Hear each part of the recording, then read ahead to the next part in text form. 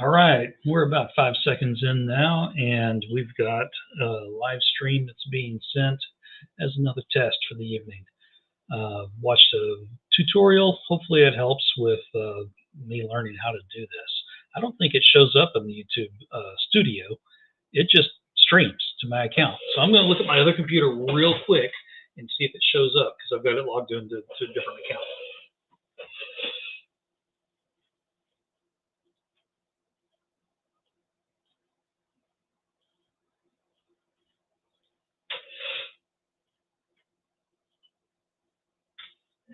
Yeah.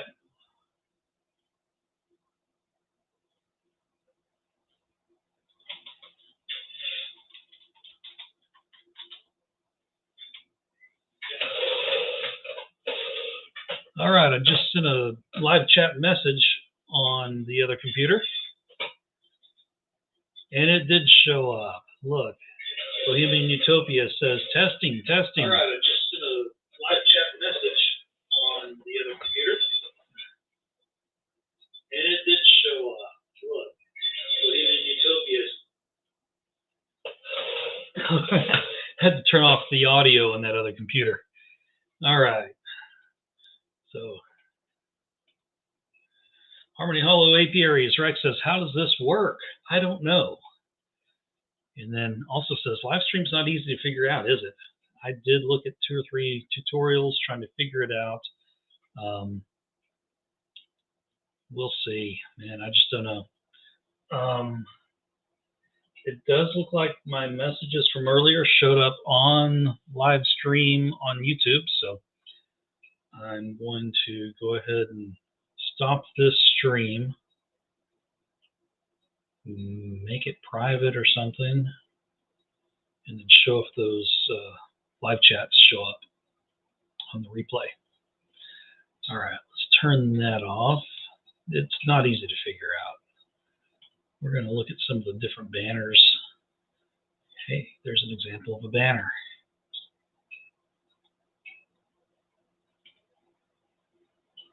Let's create a banner. Okay, Harmony.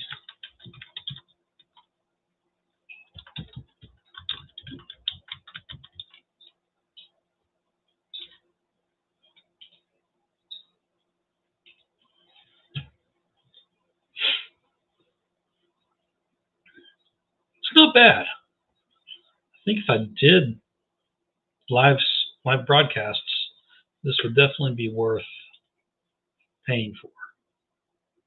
What I don't like is that I can't see when there's people watching, so I know how many people are watching. Actually, it does tell me there's one. There's one live viewer. And I wonder if it's my other computer over there. Let's turn it off.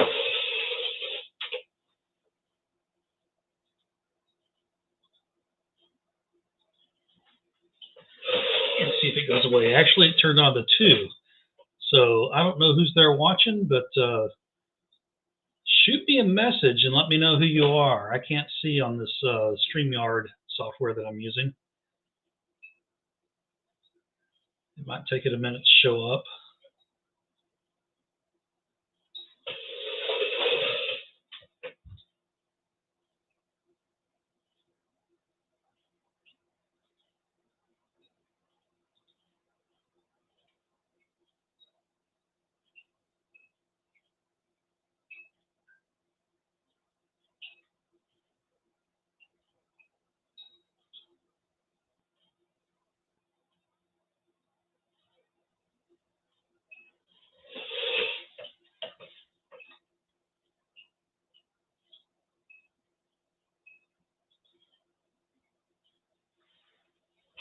All right, went from 1 viewer to 0. Let's see if it goes back up to 1. Galloway Lights, invite us on. Okay. Walker B Ranch, hey there. I am just testing this out. I've never done live stream before, and I'm seeing if this works. So I don't know if I can invite you in or not. I'm going to try. I don't know how. In video, invite us on. I don't know how, man. I really don't. I'm using StreamYard.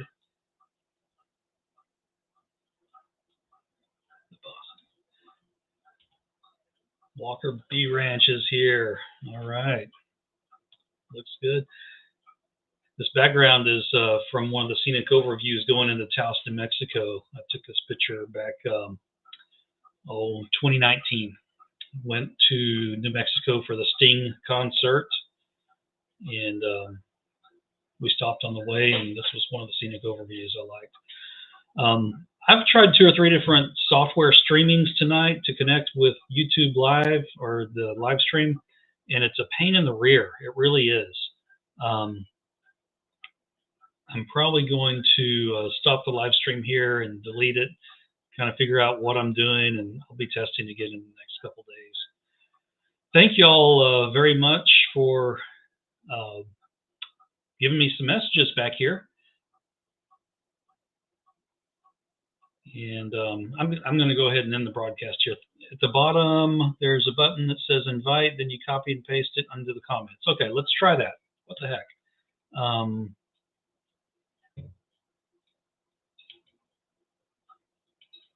I may have to do that. Tell me about the pain. Yeah. I don't know if I can do that. Oh, invite. There it is. There it is. Okay. Copy. And then put this over here in the chat.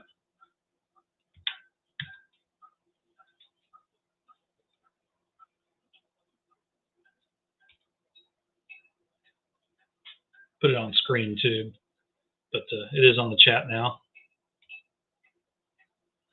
And we'll try a couple different, hey, there we go. Add the stream. Here we go. Hey, look at that. Hey, that's very cool, Bob. Thank you.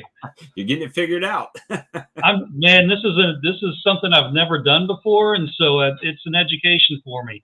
It's just like the bees are, for the last 13 years.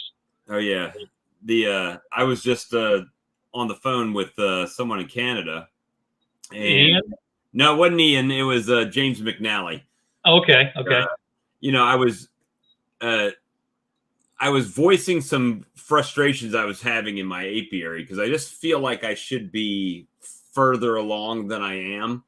Where are you at physically? Well, I'm in South Carolina. Okay. So, we have this crazy roller coaster weather where it'll be 70 today, but tomorrow the high is 49. Yeah. So it's like, wow, when to split, when not to split. So he actually showed me some tools online. Randy Oliver's site, I think it's scientificbeekeeping.com. Yeah. And he's got the brood calculator, or I think it's called the Nuke Growth Estimator. So I was playing around with that and trying to figure out timing on when to make a split so I can capture the honey flow, right? And work backwards. So I think those temperatures are a lot warmer than we are here in Dallas right now. We've been below freezing for 4 days straight now. And then next week it'll be 80 degrees out for you, right? Right. So and that's one of the things that I've been trying to compare with the guys up north there is that I feel like they have a very distinct season, right? So when they come out, it's more like we do this, we do this, we do this. And here you can get caught up, right? So some years, Valentine's Day, they're saying, no, you can start making splits of Valentine's Day. And then all of a sudden you get a snow or you get, freezing weather and then it sets you back, which is what happened to me this year. So just a little frustrated on my progress. And, he had to talk me off the ledge a little bit, but it worked out. But I saw you pop up that you were going live, and I saw earlier, and it was like 5 minutes. I said, well, I didn't know what you're doing, but then you said, no, I'm just trying to figure out the software. We use StreamYard on Tuesday nights on our channels. Okay. And it's there's a little bit of learning curve, but StreamYard seems to be the preferred go-to, where you can share your comments on the screen, and it's pretty easy once you learn and do a little bit of studying. But with that being said, I've got Lee from Kodiak Farms that is in my stream with me. We run a stream Tuesday nights together, and that allows him. He's doing all the background stuff, and I talk. right? That's my job. Right, right. So we know our roles and play them appropriately. You said that's on Tuesday nights you do that? So my channel was actually hacked and this last week. So we'll be on my channel this Tuesday coming up since I've got it back now. And then we alternate weeks. We were streaming them to both channels at the same time, but what we found out was happening is people were coming in to my channel and they would chat on my channel, but they couldn't see the chat on his channel. So we found it was better to like alternate weeks, so everybody in the chat was able to talk to each other and keep it on one or the other. You're right. Mm-hmm. And so there's a little bit of a learning curve with the. Whoops! What just happened? Windows 11 happened. Trying to. There we go. And once we learned that, it was a little bit easier. And the other thing is that, like you shared the link on here that I clicked to join, what we end up doing is we're running split screens. So we have YouTube muted on one screen, so you can actually go in there on your channel and you can pin that comment to the top of the comments. And so we do more of an open forum where we come in and for the first 20, 30 minutes, we're talking about, hey, what's going on with us? What's happening in our apiary? And then we open it up and, other beekeepers come in and it turns into more of a group discussion where we're answering questions if we can, or, other people in the chat are answering questions for each other. And it ends up pretty good. I mean, typically we'll have around, I don't know, right now, 70 something people on a stream on Tuesday nights. And so it's growing. It starts out, you have, like 3, 4, 5, and then all of a sudden you get 13, and then 20s, and it starts growing. And then we were in the 40s to 50s for a while, and now we're getting up to the 70s. So it's starting to grow. We've been doing it. Next month will be a year that we've been doing it, and so it's growing. I mean, it's going good. And we do lives throughout the week where, hey, it's Saturday night, bored. We have a no life beekeeping chat to where anybody that's just hanging out and doesn't have anything to do, we just come in and talk bees or YouTube or whatever, just trying to pass some time and hang out with our beekeeping buddies. Is there ever really a time that there's nothing to do? Yeah, well, this is that time. I mean, this is that time, for us here, as far as beekeeping, it's more right now managing. I've got out of my colonies, and this was my frustration, and I've got Italians and I have Carniolans. Mm-hmm. Totally different looking colonies right now, right? So the Italians look like they're ready to conquer the world, and the Carnies are kind of doing whatever. And so I look at them and I'm like, man, I don't know if this colony is going to make it or not. It's my first season having Carniolans, and people that have them are like, no, that's normal for them.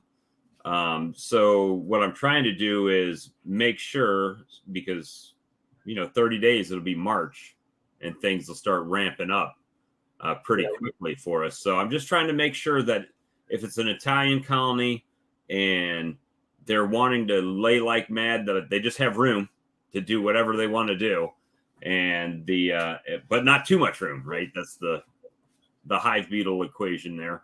And then the Carnies, making sure that they're not in too much space at this time to, so it's two different management styles in the same apiary, which is kind of confusing. At least it is for me.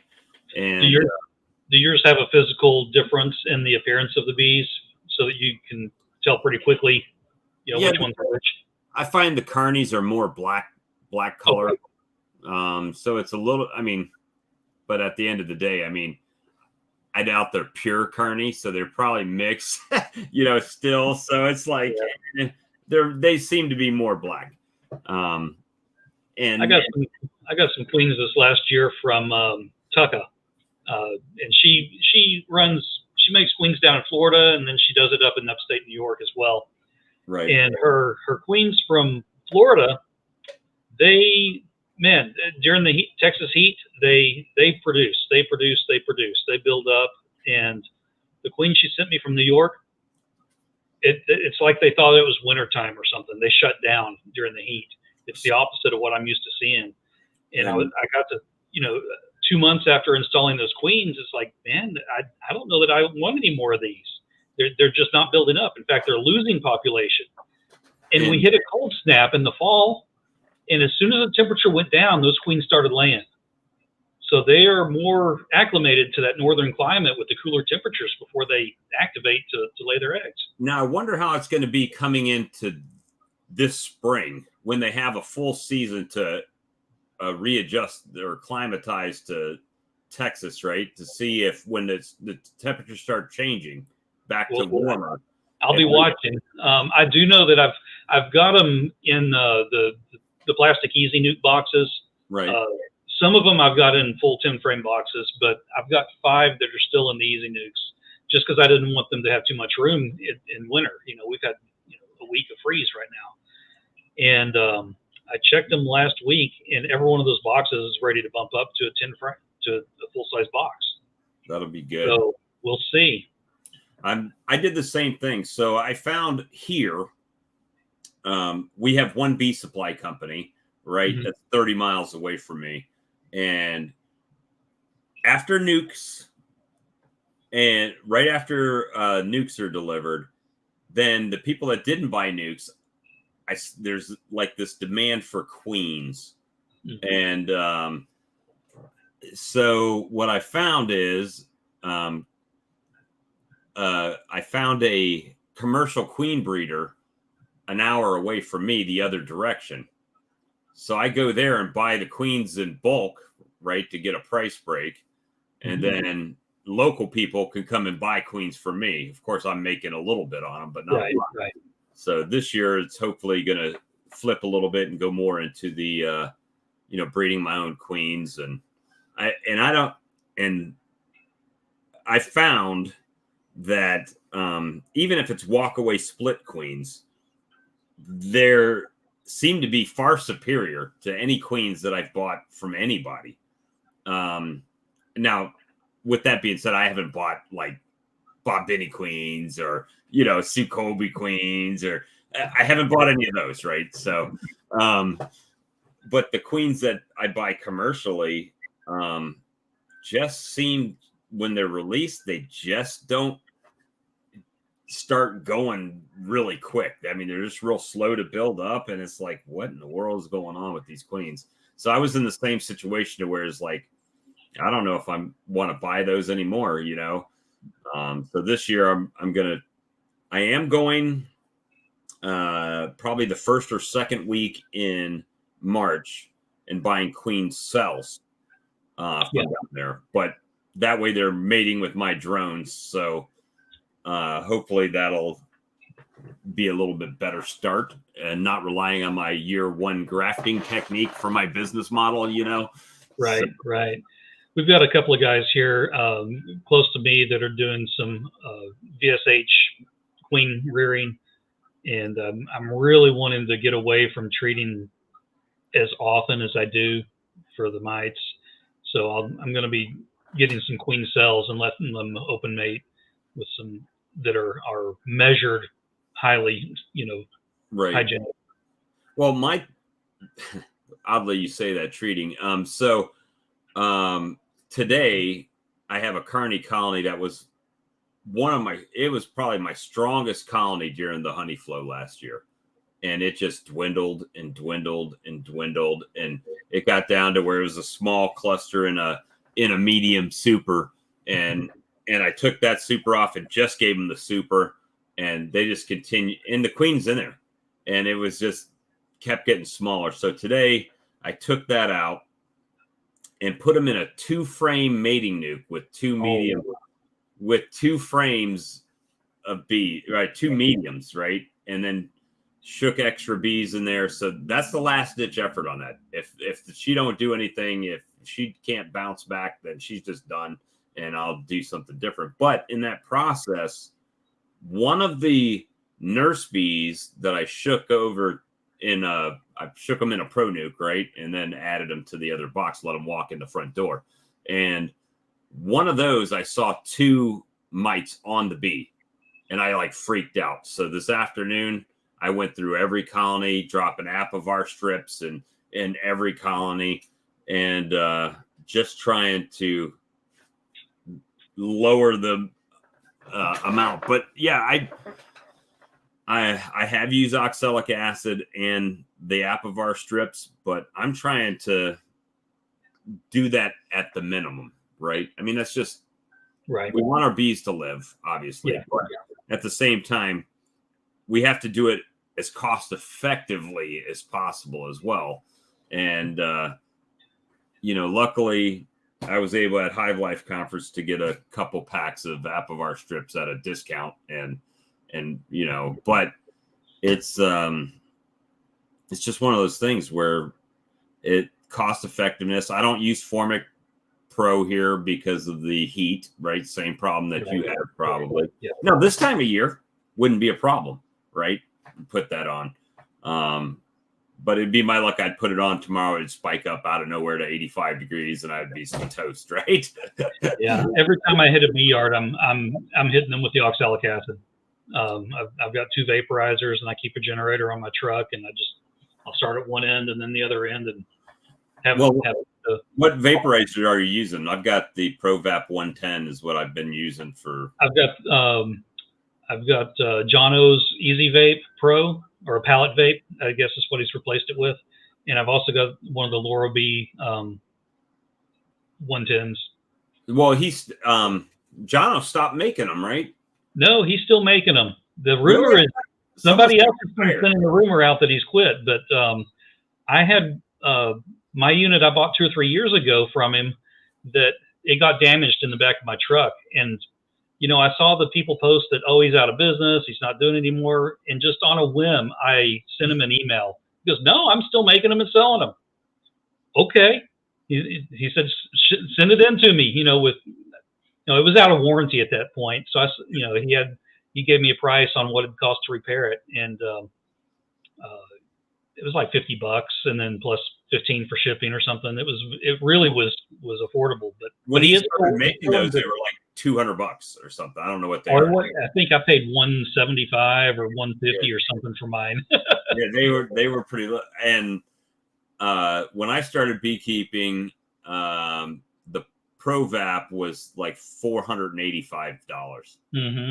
And it probably still is $485, but it's a useful tool. I would like they get paid for itself and keeping some bees alive, but right. That's one of those things. The longer it lasts, the better investment it was, right? Right. But now you can find them at 200. And Jono was doing, when I bought mine, they was doing his videos and everything on it, right? And it was I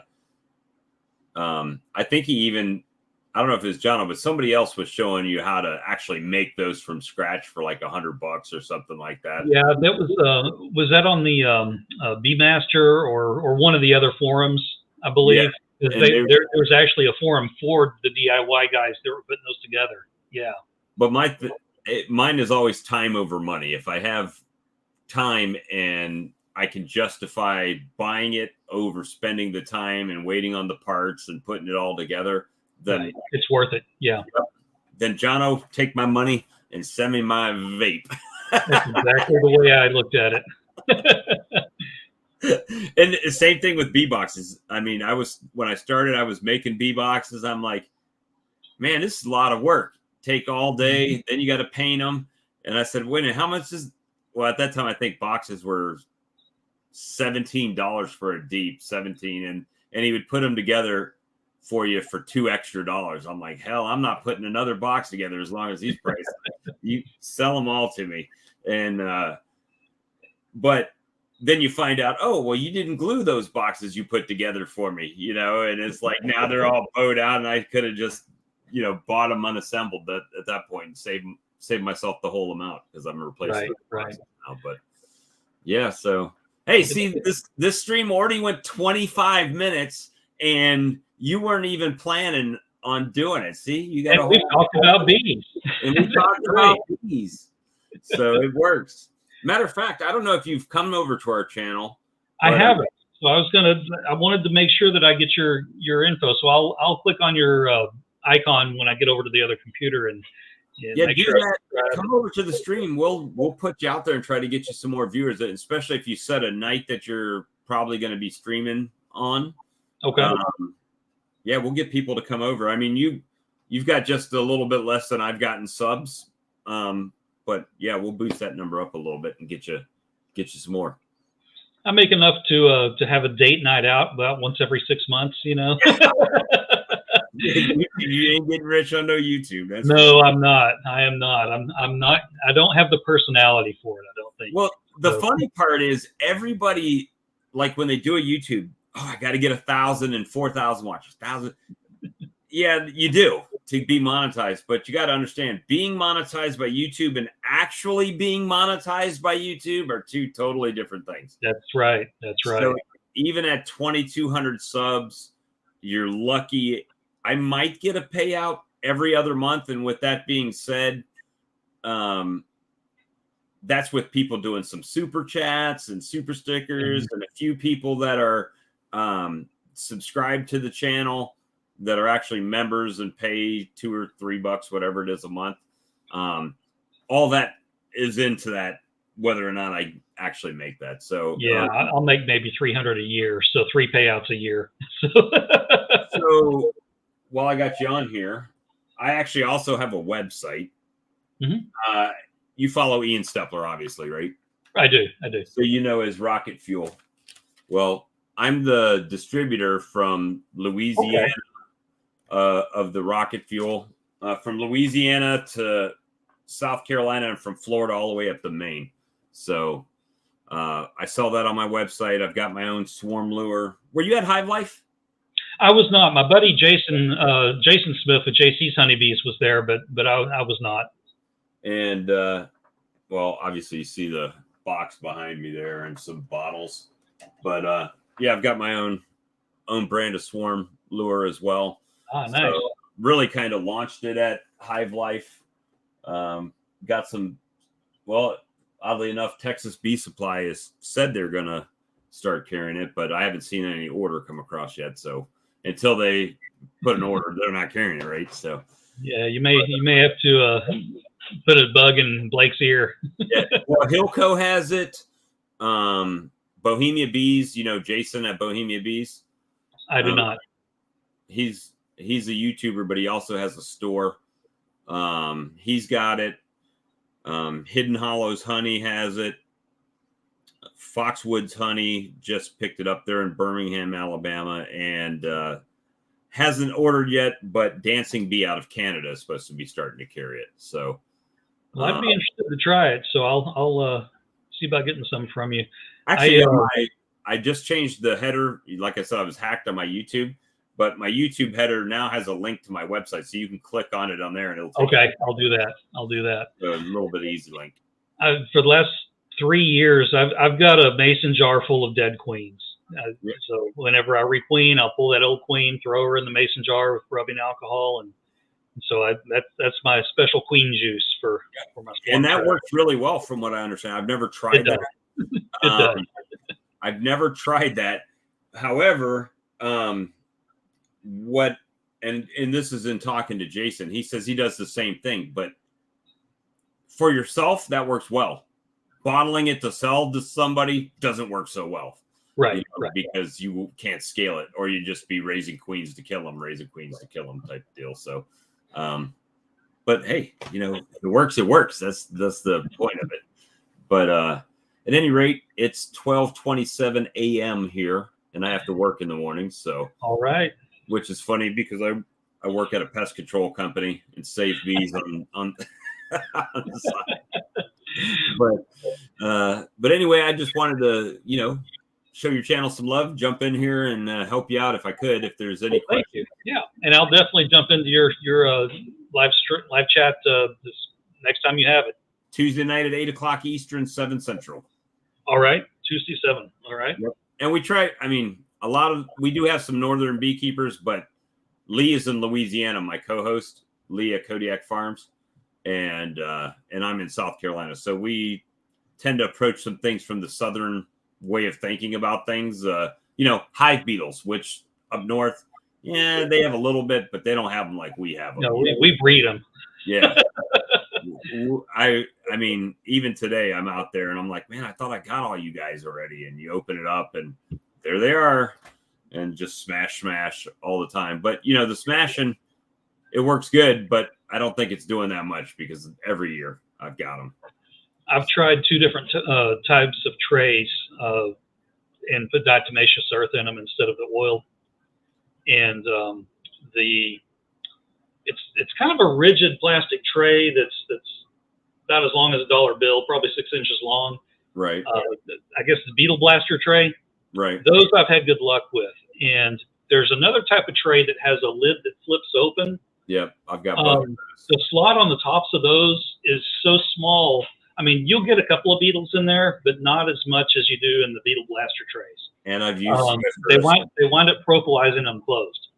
And I've used Swiffers, and I've used Guardian Hive entrances, and believe it or not, the peppermint trick. I don't know if you've seen that. The peppermint actually did work to reduce the numbers in there.